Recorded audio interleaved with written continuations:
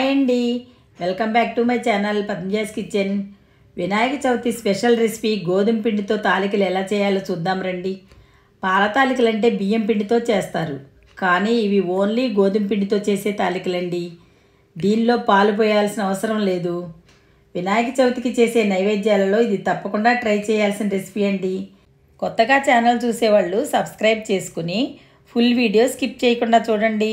ఇప్పుడు ప్రాసెస్ ఎలాగో చూద్దామా.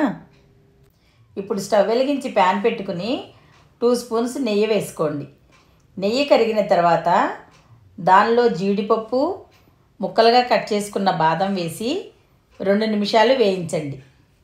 ఇప్పుడు చిన్న పీసెస్గా కట్ చేసుకున్న పచ్చి కొబ్బరి ముక్కలు, కొన్ని కిస్మిస్ కూడా వేసుకుని మరో 2 నిమిషాలు దూరగా వేయించి ఒక బౌల్లోకి తీసుకోండి.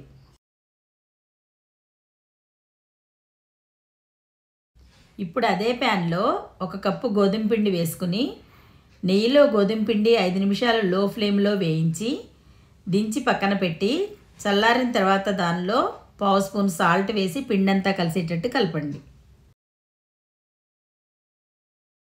తర్వాత పిండిలో 2 స్పూన్స్ బెల్లం నానబెట్టిన నీళ్లు కొంచెం కొంచెం పోసుకుంటూ పిండిని కలపండి. ఈ నీళ్లు పోయడం వల్ల తాలికలు చప్పగా ఉండకుండా ఉంటాయండి. పిండి లూజ్ అవ్వకుండా గట్టిగా చపాతీ పిండిలాగా ఉండేటట్టు కొద్ది కొద్దిగా నీళ్లు చల్లుకుని గట్టిగా ముద్దలాగా కలపండి. ఇలా కలిపిన ముద్దను కవర్ చేసి 10 నిమిషాలు నానబెట్టండి.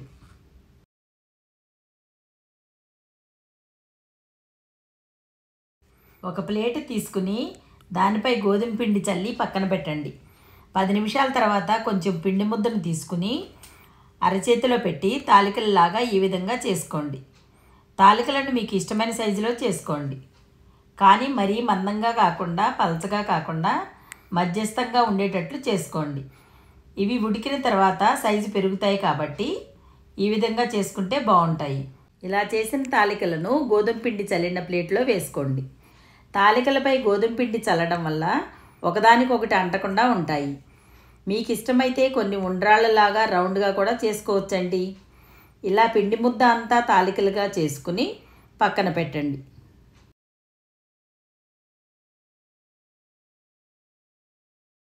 ఇప్పుడు స్టవ్ వెలిగించి ప్యాన్ పెట్టుకుని మనం ఏ కప్పుతో అయితే పిండి తీసుకున్నామో అదే కప్పుతో 3 కప్పుల నీళ్లు పోసుకుని నీళ్లు బాగా మరగనివ్వండి.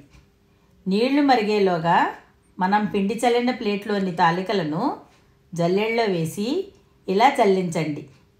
జల్లించిన తాలికలు మరుగుతున్న నీటిలో వేసి కదపకుండా మూత పెట్టి లో ఫ్లేమ్లో 10 నిమిషాలు ఉడకనివ్వండి. 10 నిమిషాల తర్వాత మూత తీసి ఒకసారి బాగా కలపండి.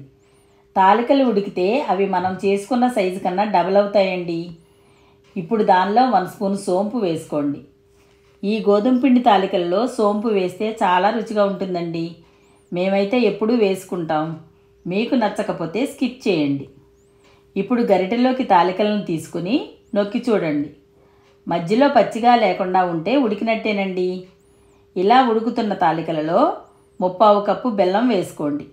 తీపి అంటే ఇష్టపడేవాళ్ళు 1 కప్పు వరకు వేసుకోవచ్చు. ఇలా బెల్లం వేసిన తర్వాత బెల్లం అంతా కరిగే వరకు కలపండి. బెల్లం కరిగిన తర్వాత 2 స్పూన్స్ గోధుమ పిండిని ఒక బౌల్లోకి తీసుకుని దానిలో కొంచెం వాటర్ కలిపి పేస్ట్లా చేసి దానిని ఈ తాలికలలో వేసుకోండి. ఇలా వేయడం వల్ల తాలికల పాయసం చిక్కగా అవుతుందండి.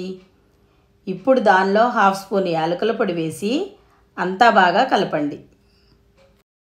ఈ తాలికలను లో ఫ్లేమ్లో కొంచెం సేపు ఉడికించి ఈ కన్సిస్టెన్సీలో వచ్చినప్పుడు ముందుగా ఫ్రై చేసుకున్న డ్రై ఫ్రూట్స్ని వేసి అంతా బాగా కలిసేటట్టు కలపండి.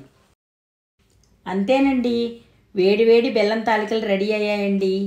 ఇవే కొలతలతో మీరు కూడా చేసుకుని దేవునికి నైవేద్యంగా పెట్టండి. ఇవి చాలా రుచిగా ఉంటాయండి. మీకు ఇష్టమైతే కొంచెం కాచి చల్లార్చిన పాలు కలుపుకుని కూడా తినొచ్చు. ఈ తాలికల పాయసం చాలా సింపుల్గా చేసుకోవచ్చు. మీరు కూడా ట్రై చేసి ఎలా వచ్చిందో కామెంట్ రూపంలో తెలియజేయండి. మా వీడియో మీకు నచ్చినట్లయితే లైక్ చేయండి, షేర్ చేయండి, సబ్స్క్రైబ్ చేయండి.